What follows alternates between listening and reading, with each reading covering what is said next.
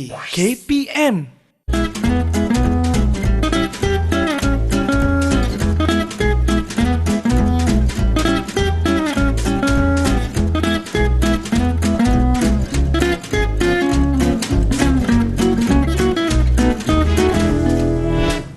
Assalamualaikum dan salam sejahtera. Apa khabar semua penonton? Saya Syamira Nazir. Selamat berkenalan dan juga berjumpa anda semua. Hari ini istimewanya selama 30 minit kita akan membincangkan tentang format pentaksiran instrumen peringkat menengah rendah bagi mata pelajaran sains. Cukup menarik tajuk yang akan kita bincangkan dan yang lebih menerujakan hari ini bersama dengan kami di studio seorang tetamu jemputan yang cukup hebat pengalamannya. Nak tahu siapa beliau? Jom kita berkenalan terlebih dahulu dengan tetamu jemputan untuk hari ini.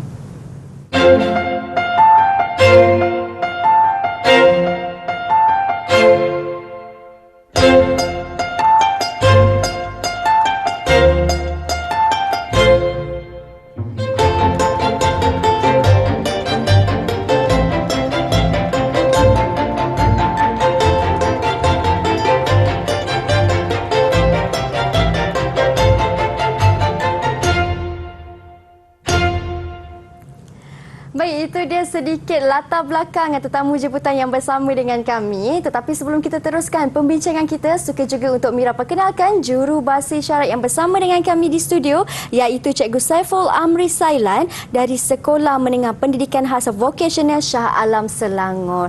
Apa khabar Cikgu Saiful? Terima kasih Cikgu kerana bersama dengan kami untuk hari ini. Baiklah, untuk hari ini tetamu yang bersama dengan kami merupakan Tuan Simon yang merupakan penolong pengarah Unit Sains Sektor Pembinaan Instrumen Akademik Lembaga Peperiksaan Kementerian Pendidikan Malaysia. Apa khabar? Khabar baik. Salam perkenalan saya ucapkan. Terima kasih. Memandangkan ini kali pertama kita bersua ya. Ya betul. Selamat datang ke Didik TV. Terima saya kasih. ucapkan ya. Okay. Baik, hari ini Tuan Simon kita akan membincangkan tentang format pentaksiran instrumen peringkat menengah rendah bagi mata pelajaran sains. Boleh. Ada juga murid-murid di rumah, mungkin ada warga pendidik juga yang sedang menonton yang tertanya, macam mana sebenarnya ni bagi pengenalan untuk mata pelajaran ini? Silakan. Okey, boleh. So, sebelum tu saya ingin memperkenalkan tentang ujian akhir sesi akademik menengah rendah bagi mata pelajaran sains mulai sesi 2022 dan 2023. Pertama sekali saya ingin memperkenalkan objektif mata pelajaran bagi sains. Terdapat 7 objektif mata pelajaran, iaitu pertama sekali kita kena menggunakan pendekatan inquiry untuk memenuhi sifat ingin tahu dan juga minat terhadap sains. Keduanya, memperoleh pengetahuan dan juga pemahaman untuk menerangkan fenomena secara saintifik. Dan ketiganya, berkomunikasi mengenai maklumat berkaitan dengan sains dan teknologi secara bijak dan berkesan. Dan keempatnya ialah merancang dan juga menjalankan penyiasatan saintifik, menilai evidens dan juga membuat kesimpulan. Kelima ialah mengaplikasikan pengetahuan sains, prosedur dan juga epistemik dalam mengemukakan soalan, menginterpretasi data, menyelesaikan masalah dan membuat kesimpulan ataupun keputusan dalam konteks situasi sebenar. Dan keenam ialah kita kena membina kesedaran bahawa penemuan melalui penyelidikan sains adalah satu usaha manusia berasaskan kemampuan akal untuk memahami fenomena alam ke arah mencapai kesejahteraan hidup kita. Dan akhir sekali ialah kita kena membina satu kesedaran bahawa perkembangan sains dan teknologi memberi implikasi ke atas moral, sosial, ekonomi dan juga alam sekitar sama ada dalam konteks tempatan dan ataupun global.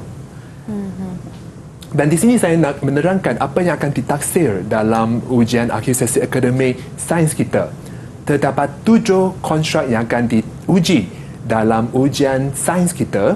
Dan pertama sekali ialah mengingat, memahami, mengaplikasi, menganalisis, menilai, mencipta dan juga kemahiran proses sains yang akan diuji dalam ujian akhir sesi akademik mata pelajaran sains kita. Okey. Baik, Tuan Simon, saya ada soalan nak tanya sebab kat situ saya nampak ada satu penilaian dalam yang ditaksir iaitu menilai. Ya, betul. Apa kepentingan menilai ini dalam mata pelajaran sains? Sebenarnya menilai ini adalah bagi murid untuk mewajarkan tindakan ataupun keputusan bagi sesuatu tindakan ataupun keputusan murid itu. So, jadi murid dikehendaki untuk menilai semua fakta sains ataupun pernyataan ataupun hujah dari segi saintifik. Dan selepas itu dia kena membuat satu keputusan dan juga menilai semula keputusan ataupun tindakan itu terhadap alam sekitar ataupun dia betul atau tidak dari segi saintifik.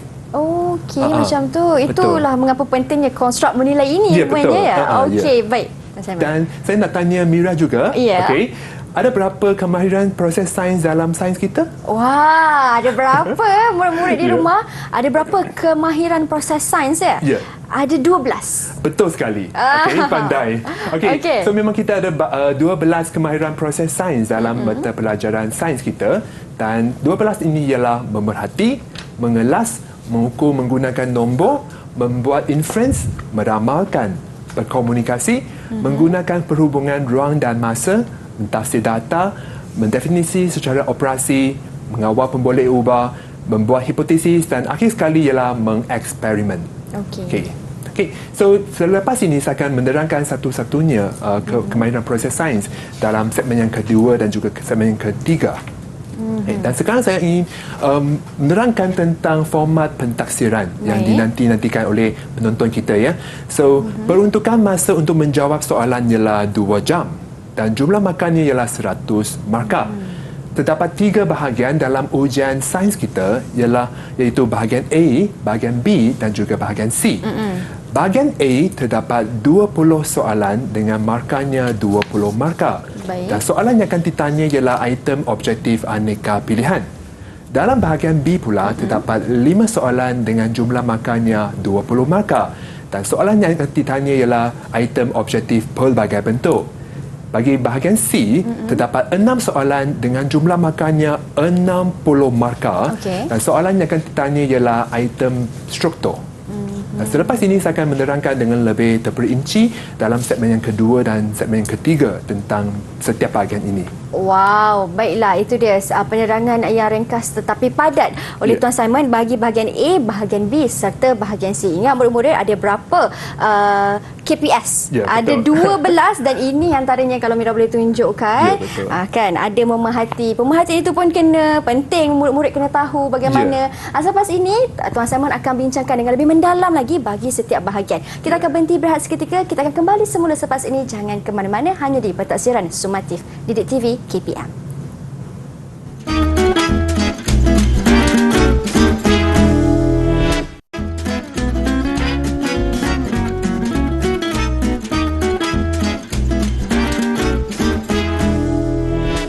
Baiklah, hari ini di dalam Pentaksiran Sumatif kita membincangkan tentang format pentaksiran instrumen peringkat mendengar rendah bagi mata pelajaran sains bersama-sama dengan Tuan Simon yang merupakan penolong pengarah unit sains Sektor Pembinaan Instrumen Akademik Lembaga Peperiksaan Kementerian Pendidikan Malaysia.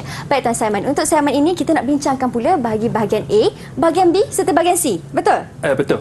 Okey, jadi silakan Tuan. Dalam segmen ini saya akan menerangkan dulu bahagian A dan bahagian B.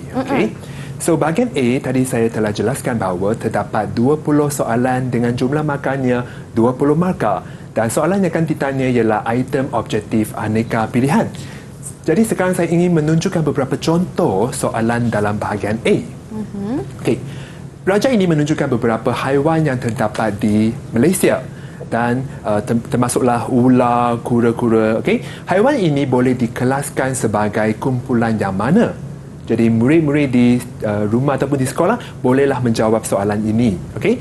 Jawapannya ialah reptilia. Okey, betul.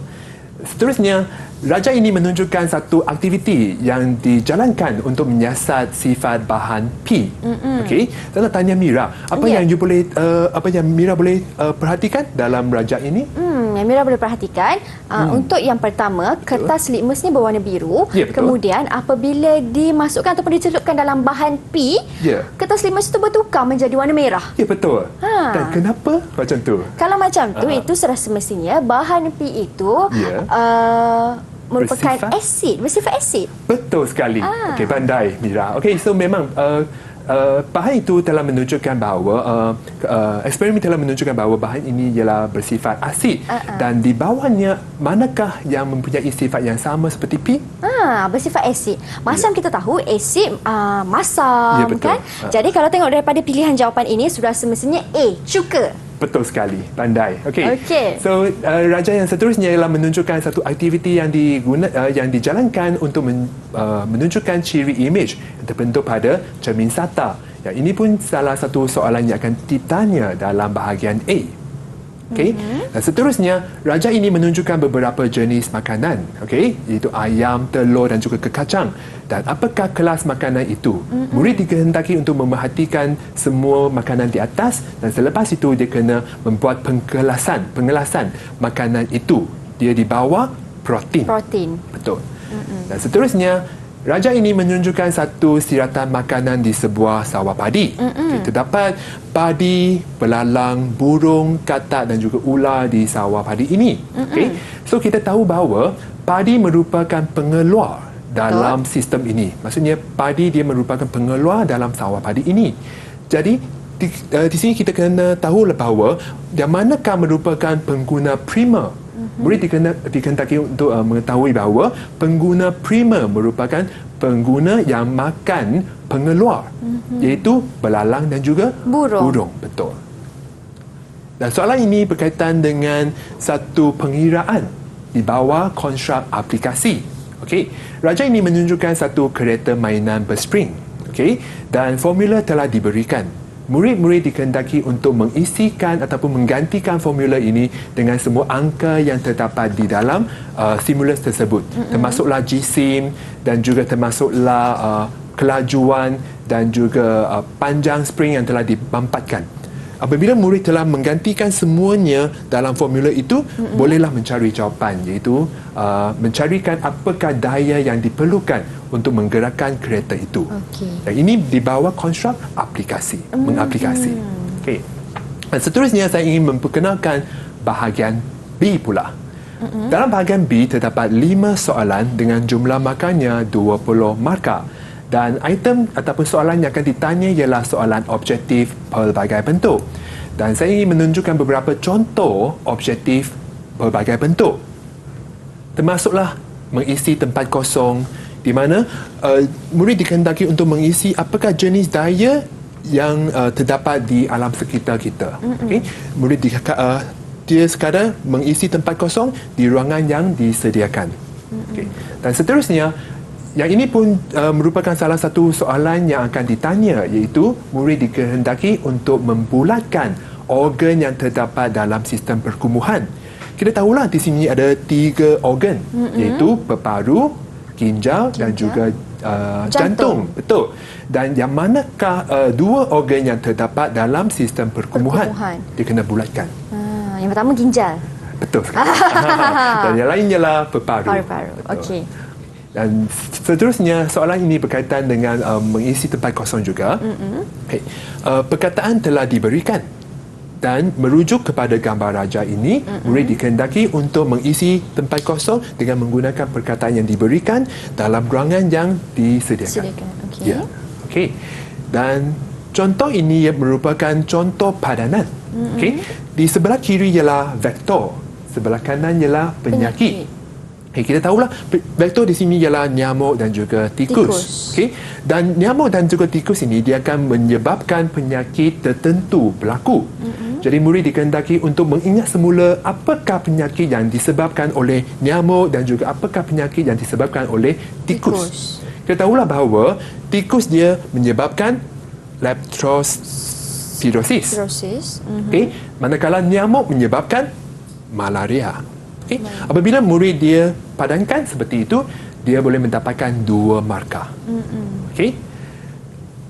Contoh yang terakhir bagi bahagian B ini ialah, kita lihat ya, raja ini menunjukkan satu graf kepekatan antibodi dalam darah melawan masa.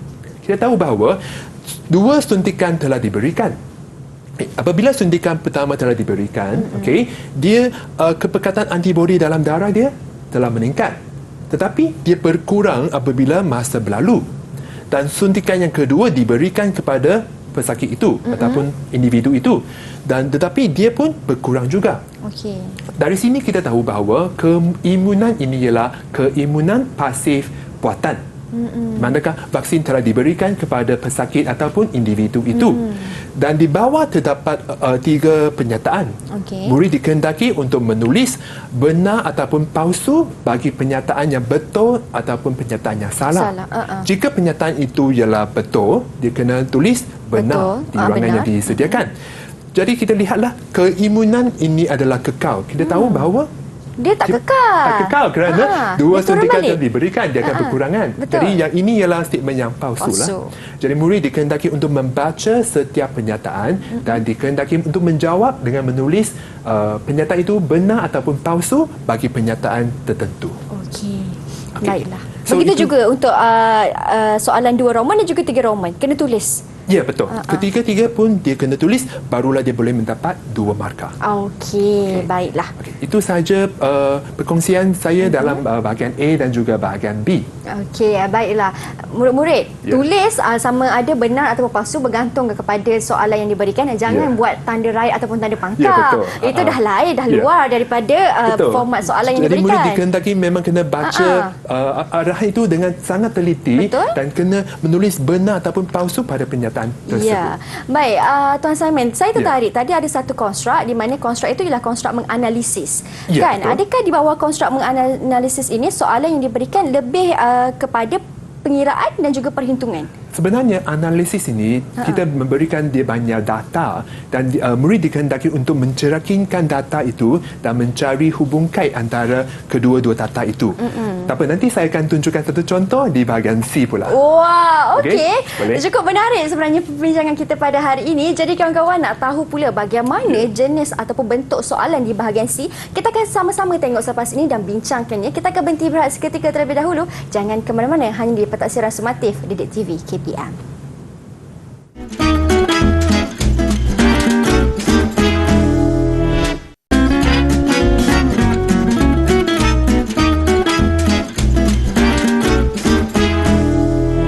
Baiklah, di segmen ini kita akan bincangkan dan fokuskan pula untuk jenis-jenis soalan di bahagian C. Kalau tadi kita dah tahu bahagian A dan juga bahagian B berapa masa yang diperuntukkan, berapa puluh markah yang akan diberikan, di bahagian C ini bagaimana pula? Jadi silakan Tuan Simon.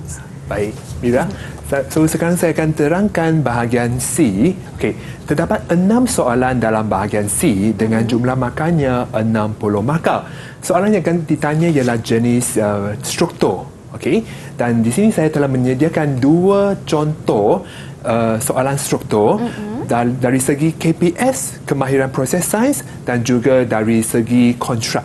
Okey, saya akan menunjukkan contoh soalan konstruk dulu. Okey, di sini merupakan satu raja menunjukkan bahawa Puan Aminah sedang membakar kek. Okey, dia menggunakan dulang pembakar untuk membakar kek tersebut dalam ketuhar seperti ditunjukkan dalam raja itu. Okey, kita tahulah di sini dia ialah satu proses membuat kek. Okey, jadi soalan saya ialah menyatakan satu contoh penebat haba yang baik. Maksudnya murid dikehendaki untuk menulis satu contoh penebat haba yang baik. Dan ini merupakan satu contoh soalan mengingat. Murid dikehendaki untuk mengingat semula apakah maksud penebat haba dan seterusnya memberikan satu contoh penebat haba. Okay? Dan seterusnya ialah dia kena menyatakan 2 kaedah pemindahan haba yang berlaku di raja itu. Kita tahu bahawa ada pelbagai jenis kaedah pemindahan haba. Jadi murid dikehendaki untuk melihat semula raja ini dan dia kena menyatakan ada 2 kaedah pemindahan haba yang telah berlaku di raja tersebut. Baiklah. Okey, dan ini ialah soalan berkaitan dengan memahami. Okay. Dan seterusnya, ini merupakan salah satu contoh yang Mira tadi tanya saya, analisis. Biarlah kita lihat bersama-sama ya. Puan Amira menggunakan 2 bekas yang berbeza. Okay, di sini ada 2 bekas yang berbeza untuk membakar keknya seperti yang ditunjukkan dalam raja itu. Dia mendapati bahawa masa yang diambil untuk membuat kek adalah berbeza. Okay, di sini kita kena mencerakinkan data yang diberikan, iaitu ketuhar yang digunakan adalah sama, saiznya pun sama, warna pun sama. Tetapi ada perbezaannya, iaitu bekas yang digunakan adalah berbeza. Satu ialah bekas silikon, manakala satu ialah bekas logam. Disebabkan bekas yang digunakan adalah berbeza, menyebabkan masa yang digunakan untuk membakar kek pun berbeza. Jadi kita tahu bahawa bekas silikon menggunakan 20 minit, manakala bekas logam menggunakan 45 minit. Di situlah kita tahu bahawa ada persamaan dan juga ada perbezaannya. Dan perbezaan ini menyebabkan masa pun berbeza juga. Di sini murid dikehendaki untuk menerangkan mengapa berlaku perbezaan masa untuk membakar dua kek tersebut. Murid dikehendaki untuk mengait semula, menghubungkaitkan hubungan antara bekas yang digunakan, sifat bekas itu dan menyebabkan masa yang digunakan berbeza. Inilah salah satu contoh menganalisis. Baiklah. Dan seterusnya, Puan Aminah ingin menyejukkan kek yang telah dibakar dengan cepat. Dia meletakkan kek itu di atas redai. Di atas redai kek seperti yang ditunjukkan di atas. Jadi di sini kita kena mewajarkan tindakan yang diambil oleh Puan Aminah. Seperti yang saya terangkan tadi, yang ini merupakan salah satu soalan di bawah konstruk menilai, di mana murid dikehendaki untuk mewajarkan tindakan ataupun keputusan seseorang. Jadi kita kena mewajarkan tindakan Puan Aminah, kenapa dia meletakkan kek ini di atas redai kek tersebut.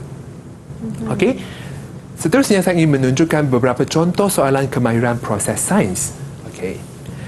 Raja ini menunjukkan kadar ketelarutan gula dalam larutan yang mempunyai suhu yang berbeza. Di sini ada 3 bikar, P, Q dan juga R. Kita kena memerhatikan bahawa suhu larutan di dalam bikar P, Q, R adalah berbeza. Masing-masingnya ialah 20 degree Celsius, 40 darjah Celsius dan juga 90 darjah Celsius. Dan bacaan jam randik pun berbeza juga. Murid dikehendaki untuk mengukur apakah bacaan jam randik di sini, dan selepas ini dia kena mencatatkan masa yang digunakan. Yang ini merupakan satu KPS yang saya katakan ialah mengukur menggunakan nombor. Maksudnya murid dikehendaki dia kena membaca jam randik ini, dia kena mengukur dulu dan selepas tu dia kena mencatat masa yang digunakan. Berserta dengan unit di belakang. Ya, betul. Masa. Unit ni ialah saat. Betul. Dan seterusnya, yang ini pula walaupun menggunakan soalan yang sama, tetapi murid dikehendaki untuk membina satu jadual untuk menunjukkan keputusan penyiasatan itu. Jadi yang ini di bawah KPS berkomunikasi, di mana murid dikehendaki untuk mencatatkan masanya dan selepas itu dia kena membina jadual berdasarkan keputusan penyiasatan saintifik itu. Ini merupakan jawapannya. Terdapat 3 bikar, P, Q dan juga R. Suhu larutannya masing-masing ialah 20, 40 dan juga 90. Masa yang diambil untuk melarutkan gula ialah 25 saat, 15 saat dan juga 5 saat. Murid dikehendaki untuk menjadualkannya seperti berikut. Dan akhir sekali, ini merupakan satu contoh juga untuk meramal. Murid dikehendaki untuk meramalkan masa yang diambil untuk melarut gula jika suhu larutan adalah 70 darjah Celsius. Kita tahu bahawa 70 darjah Celsius adalah di antara kedua-duanya. Betul. Jadi masa yang digunakan untuk melarutkan gula itu pun akan di antara kedua-duanya. Betul. Jadi di sini kita tahu bahawa jika dia antara 40 dan juga 90, masa yang digunakan pun akan di antaranya. Jadi jika murid menulis jawapannya ialah 10 saat, betul. 9 saat pun betul juga. Tetapi jika murid menulis nombornya melebihi 15, salahlah. Ataupun kurang daripada 5 pun salah juga. Kerana ramalan itu tidak tepat. Dan itu sahaja perkongsian saya dalam bahagian C. Baik, itu untuk prediction. Kata prediction. Ramalan, kena ramalkan. Murid kena tahulah untuk ramalkan bagaimana. Kena mengikut logik juga. Yang meramal ini dia kena berdasarkan kepada data yang didapatkan. Baik, itu untuk bahagian C, di mana bahagian C merupakan peruntukan masa dan juga markah ni besar. Betul. 60 markah, bukan satu markah yang kecil, markah yang besar itu sebenarnya. Baik, memandangkan kita pun ada sampai juga ke penghujungnya, satu soalan saya kepada Tuan Simon, adakah di bahagian C ini semua konstruk, macam kita tahu tadi konstruk ada 12 konstruk kan untuk KPS, adakah kesemua 12 konstruk ini akan diuji di bahagian C? 6 kontrak iaitu mengingat sampailah mencipta dan juga 12 KPS akan ditanya dalam bahagian C ini. Wow. Okey. So dia melibatkan banyak kemahiran yang perlu dikuasai oleh murid kita lah. Okey, baiklah. Sedikit rumusan daripada Tuan Simon, silakan. Okey, baik. Pada hari ini saya telah menerangkan format ujian akhir sesi akademik bagi mata pelajaran sains. Terdapat 3 bahagian iaitu bahagian A, B dan juga C dalam ujian akhir sesi akademik sains kita. Okey, masing-masingnya ialah 20 markah, 20 markah dan juga 60 markah. Okey, dan jumlah markahnya ialah 100 markah. Okey. Dan kata-kata semangat kepada semua murid-murid yang sedang menonton di rumah sekarang. Silakan kata-kata nasihat kepada mereka. Boleh. Saya ingin memberikan sedikit nasihat kepada murid-murid yang sedang menonton rancangan ini. Okey, kita kena ada satu pemikiran ahli saintifik. Maksudnya, kita perlu mempunyai sifat ingin tahu dan juga inquiry terhadap alam sekitar kita.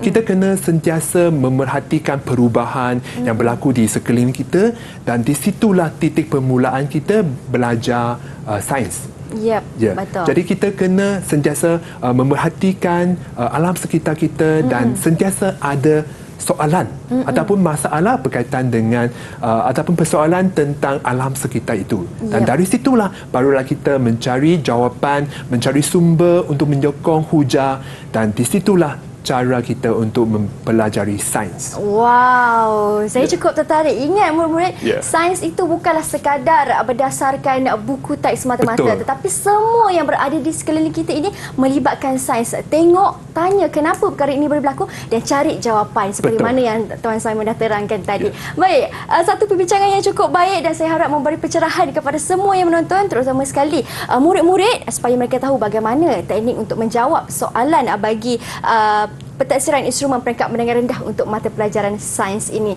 Terima kasih lagi sekali saya ucapkan kepada Tuan Simon, penolong pengarah unit sains Sektor Pembinaan Instrumen Akademik, Lembaga Peperiksaan Kementerian Pendidikan Malaysia, kerana sudi datang dan meluangkan masa bersama dengan kami pada hari ini. Terima kasih banyak. Terima kasih juga kepada Cikgu Saiful Amri selaku jurubahasa isyarat untuk hari ini. Saya Syamira Nazir. Kita jumpa lagi di episod akan datang hanya di Pentadsiran Sumatif Didik TV KPM. Assalamualaikum dan salam sejahtera.